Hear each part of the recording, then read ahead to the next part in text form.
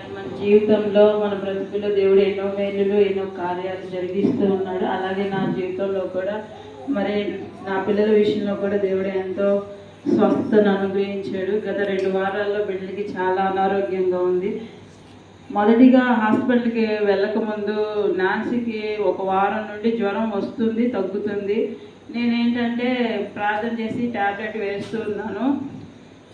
సంఘంలో కూడా చెప్పాను, ప్రార్థన చేయండి, నాన్సీకి బాగా ఫీవర్గా ఉంటుంది అని. నేను అంత పాపకి ఎక్కువగా 103 అలా జ్వరం వచ్చేస్తుంది.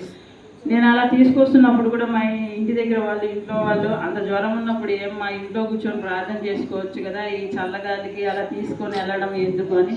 నా విశ్వాసం ఏంటంటే ఇంట్లో ఉంటే బిడ్డలకి స్వస్థత కాదు, దేవుని మందిరంకి వెళ్ళి ప్రార్థన చేస్తే స్వస్థత కలుగుతుంది అని నేను విశ్వాసంతో బిడ్డలు తీసుకొని వస్తున్నాను. కానీ నేను ఆ వారం రోజుల్లో హాస్పిటల్కి వెళ్ళాలని నాకు ఎప్పుడు అనిపించలేదు. కానీ జ్వరం బాగా ఎక్కువగా పెరుగుతుందని కుమార్ డాక్టర్ దగ్గరికి వెళ్ళి ఒక ఇంజెక్షన్ చేయిద్దామని అనుకునే వెళ్ళాను. కానీ అక్కడికి వెళ్ళేసరికి జ్వరం లేదు.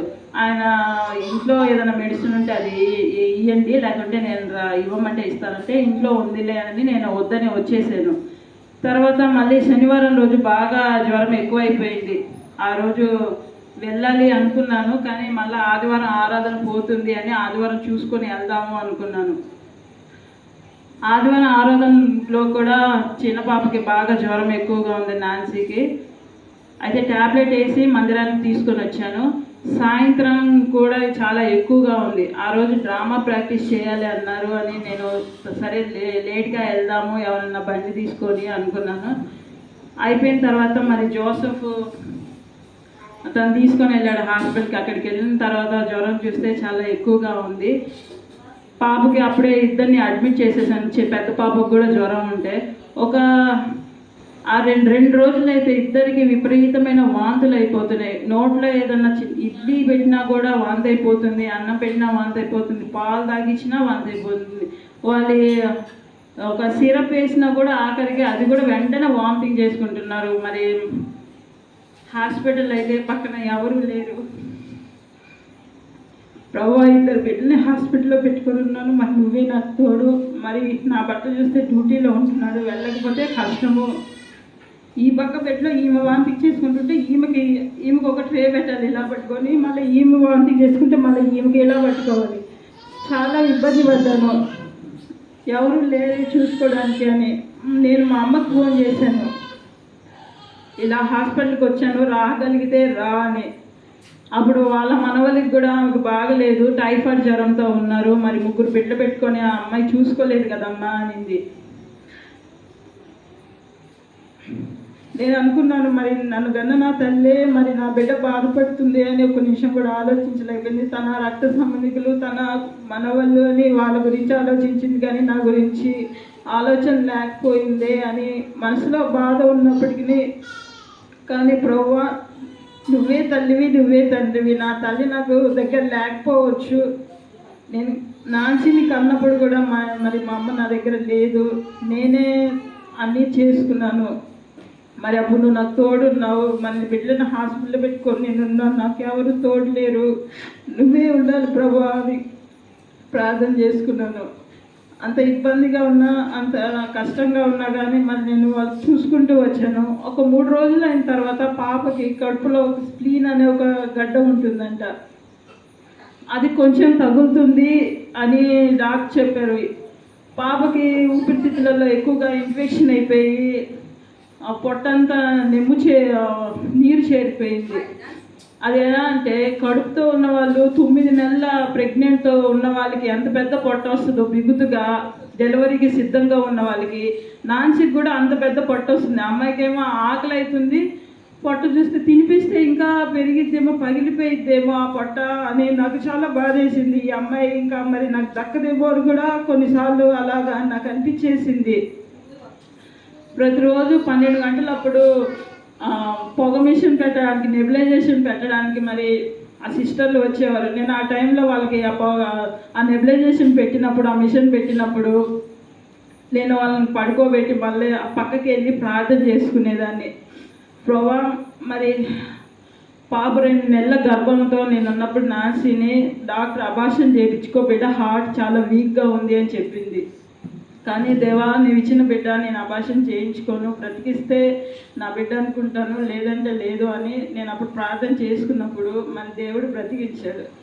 6 నెలల్లో ఉన్నప్పుడు కూడా పాప పేగు కిందకి ఉంది, నువ్వు ఏదైనా చిన్న బరువు ఎత్తినా కూడా ఆ పిండం అనేది పడిపోయిద్ది అని చెప్పారు. నాకు ఎవరు చేసేవాళ్ళు లేరు ప్రభా, నేను నీ మీదే ఆధారపడి ఉన్నాను. అప్పుడు ప్రార్థన చేసుకున్నప్పుడు కూడా దేవుడు అలాగ ముందుకు నడిపిస్తూ, స్వస్థత ఇచ్చి నడిపిస్తూ ఉన్నాడు.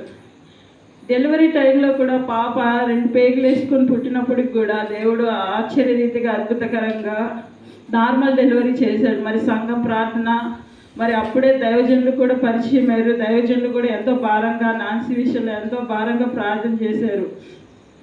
దేవుడు ఆ రీతిగా మరి ఆ పేగు వాళ్ళు స్కానింగ్ తీసినప్పుడు అది వాళ్ళకి కనిపించి ఉంటే ఖచ్చితంగా ఆపరేషన్ చేసేవాళ్ళు. నాకు ఒక పేగున్న ఆపరేషన్ చేస్తారంట.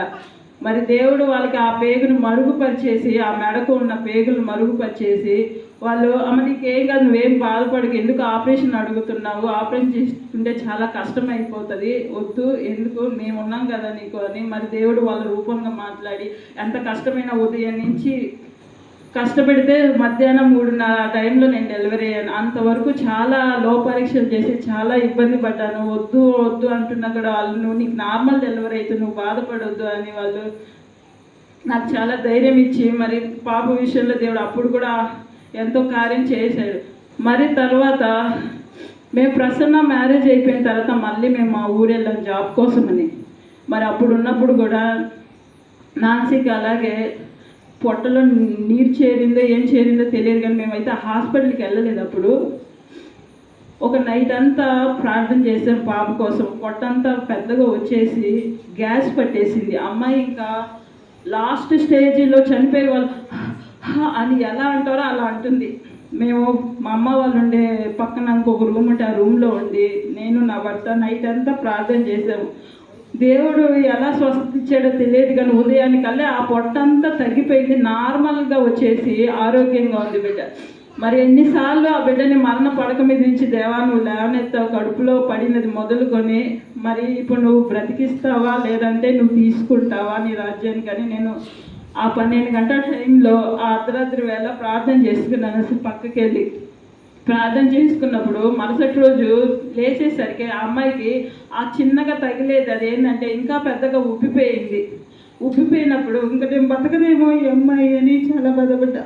ఒక పక్కన ఆయన లేరు, నేను ఎవరికి చెప్పుకోలేదు, పక్కన వాళ్ళకి చెప్పుకుంటా, వాళ్ళు నా సమస్యని ఎవరు తీర్చలేరు, ఎవరికి చెప్పుకోవాలి ప్రోవా, నేను ఎవరికి ఫోన్ చేసి చెప్పాలి, నాకు ఆదరణ ఎవరిస్తారు అని నేను ఆ బెడ్ మీదనే మరి డాక్టర్లు అటు ఇటు తిరుగుతున్నారు, సిస్టర్లు తిరుగుతున్నారు, నేను సిగ్గుపడలేదు, అవమానపడలేదు. నేను అక్కడే బెడ్ మీదనే కూర్చొని పాప చేయబట్టుకొని ప్రార్థన చేసుకున్నా.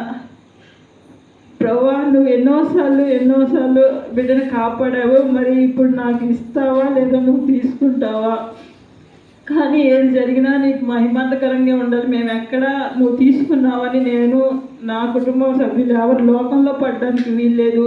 ఇప్పుడు కానీ బిడ్డకి ఏమైనా అయ్యి చనిపోతే మరి అయ్యో వీళ్ళు భక్తి పనులు, వీళ్ళు క్యాస్ట్ మార్పించుకున్నారు క్రిస్టియన్స్ అని, వీళ్ళు దేవుడు ఏం చేశారు, వీళ్ళు అన్నిల ఆచారాలకు వెళ్ళరే, అవి తినరు ఇవి తినరు, మరి వీళ్ళు దేవుడు ఏం చేశాడు ఏమయ్యాడు అని అడుగుతారు.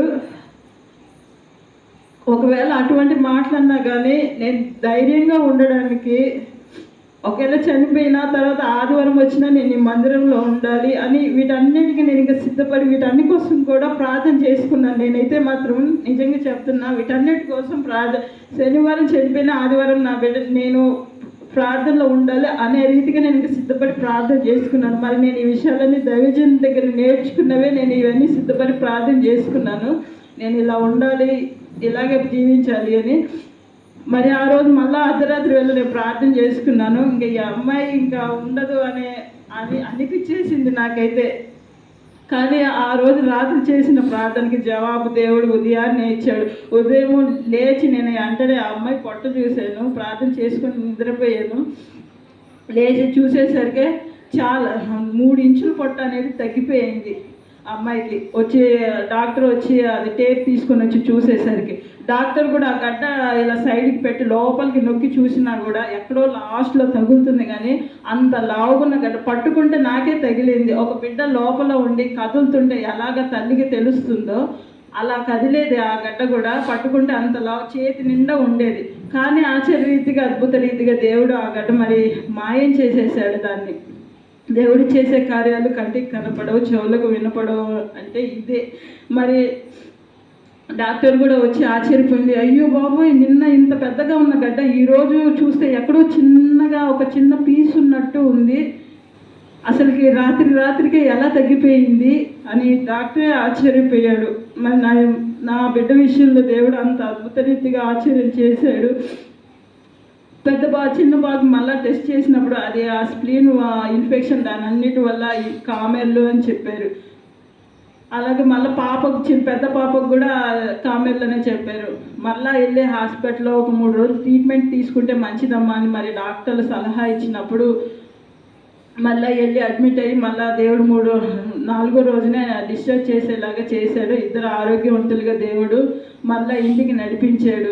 దేవుడు చేసిన కార్యం బట్టి నేను దేవుడు చేసిన మేలు నేను ఎన్నడూ మర్చిపోలేను. మరి నేను నా కుటుంబం బ్రతికిన దినములన్నిటినీ దేవునికి ఎంతో కృతజ్ఞతగా కలిగి ఉండాలని నేను ఎంతో కోరుకుంటున్నాను. మరి ఒక ఉద్యోగం కావాలని మరి దేవుని సన్నిధిలో అనేక దినముల నుంచి ప్రార్థన చేస్తూ ఉన్నాను. మరి దేవుని దయని బట్టి ల్యాబ్లో మెసెంజర్గా వచ్చింది, కానీ అది నైట్ డ్యూటీలు చేయాలి, ఒక్కొక్కసారి ఆదివారం కూడా డ్యూటీ వేస్తారంట. మరి రేపు ఆదివారం డ్యూటీ వేస్తారేమో అని నేను ఎంతో బాధపడి ఎంతో ప్రార్థన చేసుకుని నిద్రమత్తు ఉన్నా కూడా మరి చీకట్లో లేచి వెళ్ళినప్పుడు మరి ఒక నెలంతా నైట్ డ్యూటీలు వేయరు, కొత్త వారికి ఆదివారం పూట డ్యూటీలే వేయరు అని చెప్పారు. నాకు చాలా సంతోషం అనిపించింది. మరి అక్కడ ఉన్న అక్క వాళ్ళని అడిగితే, నువ్వు నీకు డ్యూటీ చేసినప్పుడు ఇంకెవరన్నా అడగొచ్చు, వాళ్ళు చేస్తారు, వాళ్ళు చేయకపోతే అప్పుడు నువ్వు చూడు. మరి అక్కడ ఉన్న వాళ్ళు కూడా చాలామంది ఆల్మోస్ట్ క్రిస్టియన్సే ఉన్నారు. ప్రార్థన చేసుకోమ్మా, దేవుడే కార్యం చేస్తాడు ఏ విషయంలో అయినా. కానీ నీలాగా మేము అంత ఇదిగా ఉండలేకపోయాం. మేము ఒక ఆదివారం సెలవు ఆదివారమే వెళ్ళే వాళ్ళకి, బల్లారాధన రోజే కావాలని ఆ రోజే వెళ్ళేవాళ్ళు, మిగిలిన ఆదివారం రోజు మేము ఎప్పుడు దేవుని సన్నిధిలో ఉండేవారం కాదు. మరి నువ్వు ప్రతి ఒక్క ఆదివారం కోసం అడుగుతున్నావు, అది సాధ్యమవుతుందా అని అడిగారు. కానీ నేనైతే ఒక నిశ్చయం తీసుకున్నాను, ఈ నెల అంతా అయితే ఆదివారం దేవుని సన్నిధికి ఆటంకం అయితే లేనే లేదు. మరి మిగిలిన నెలలు ఒకవేళ ఖచ్చితంగా చేయాలని అనిపిస్తే ఇంకా ఉద్యోగం వదిలేయడానికైనా సిద్ధమే, దాంట్లో ఎటువంటి ఇబ్బంది ఏమీ లేదు. మరి అక్కడున్న హెచ్ఓడి సారు నేను తీసుకెళ్ళిన బయోడేటా ఫామ్ మరి నా రెజ్యూమ్ తీసుకొని వెళ్ళినప్పుడు దాంట్లో నా విషయాలన్నీ నేను ఏం చదువుకున్నాను, నా కులం ఏంటి, ప్రతి ఒక్కటి రాయాలా, నేను ఎప్పుడు పుట్టాను, నాకు పెళ్ళయిందా లేదా అనేది ప్రతి ఒక్కటి దాంట్లో పొందుపరచాలి ఆ బయోడేటా ఫామ్లో. అయితే క్యాస్ట్ దగ్గర వచ్చేసరికి నేను క్రిస్టియన్ బీసీ అని రాశాను. పైన నా పేరు మరి ఆధార్ కార్డులో బాలవెంకటరమణమ్మ అని ఉండిద్ది, మా తల్లిదండ్రులు పెట్టిన పేరు. మరి అయితే ఆ పేరు చూసి పేరేమో హిందూ పేరు, ఇక్కడేమో క్రిస్టియన్ అని రాసుకున్నావే అని ఆయన అడిగాడు. సార్ మేము రికార్డెడ్గా మార్పించుకున్నామండి, మేము చర్చికి వెళ్తాము, మేము బాప్టిజం తీసుకొని సర్టిఫికేట్ తీసుకొని మరి మేము దేవుడి ప్రేరేపణ బట్టి మేము క్రిస్టియన్గా మార్పించుకున్నాం అవకాశం వచ్చినప్పుడు. అంటే బైబుల్ చెప్పిందా, నీ దేవుడు చెప్పాడా ఇలా మార్పించుకోమని అని మరి అతను అడిగాడు. నేను వెంటనే సమాధానం చెప్దామని అనేసరికి పక్కన ఇంకొక అతను వచ్చి, చూడయా ఇట్లాంటి పనికిమాలిన పనులన్నీ చేస్తున్నారు ఈ క్రిస్టియన్స్ అని అతను చాలా వ్యంగ్యంగా అపహాస్యంగా మాట్లాడాడు. నేను మాట్లాడదాం అనేసరికి ఆయన లేచి పక్కకి వెళ్ళిపోయాడు. మరి ఆయన ఇచ్చినా ఇవ్వకపోయినా నేనైతే సమాధానం చెప్పాలనే ఉద్దేశం కలిగి ఉన్నాను. కానీ ఇంకా ఆయన సంతకం పెట్టేసి వెళ్ళిపోయాడు. వెళ్ళిపోయిన తర్వాత బయటకు వచ్చి చూస్తే అక్కడ ఉన్న వాళ్ళు అంటున్నారు, ఆయన కూడా క్రిస్టియన్ అయినమ్మా అని. మరి అన్యులు అంటే అదొక మాది వాళ్ళకి తెలియదు కాబట్టి అన్నారు. మరి క్రిస్టియన్స్ దేవుని ఎరిగిన వాళ్ళే ఇలా మార్పించుకోమని దేవుడు చెప్పాడా, ఎవరు చెప్పారు, బైబుల్ చెప్పిందా, మీ చర్చి మీ ఫాదర్ చెప్పారా అని అడుగుతున్నారు. మరి చాలామంది చర్చికి వస్తున్నా కూడా వాక్యం వెళ్ళలేకపోతున్నారు. మరి వాళ్ళకి అర్థం అవ్వట్లేదో తెలియదు, వాళ్ళు మరి చెప్పేవాళ్ళు సరిగ్గా చెప్పట్లేదో తెలియదు. కానీ మరి మనకైతే దేవుడు ఒక మంచి కాపాన్ని అనుగ్రహించి ఉన్నాడు. మరి నిజమైన కాపరే తన సంఘం కొరకు ప్రాణం పెడతాడని దేవుడు లేఖనం సెలవిస్తుంది. కాబట్టి మనం విన్నటువంటి వాక్యము ఎక్కడా విడిచిపెట్టే వారంగా కాకుండా మరి మన బిడ్డల కొరకు, మన ఇంట్లో వారి కొరకు మరి ఎక్కువగా ప్రార్థన చేయమని అలాగే దైవజనులు చెప్తున్నారో, మీ ఇంట్లో మీ కుటుంబాన్ని మీరు కట్టుకోవాలి కదా. స్త్రీ తన ఇంటిని తాను కట్టుకోవాలని అలాగే లేఖనం సెలవిస్తుందో, మరి సేవకులు అనేక వాక్యంలో అనేక పర్యాయములు కూడా చెప్తూ ఉన్నారు.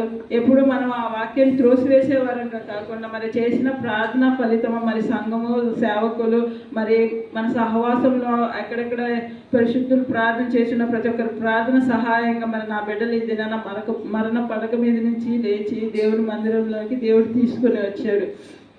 దేవునికి, సంఘమునకు, దైవ సేవకులు నేను ఎంతో కృతజ్ఞతలు తెలుపుతున్నాను. దేవుడికి కొద్ది మాటలు దీవించును గాక.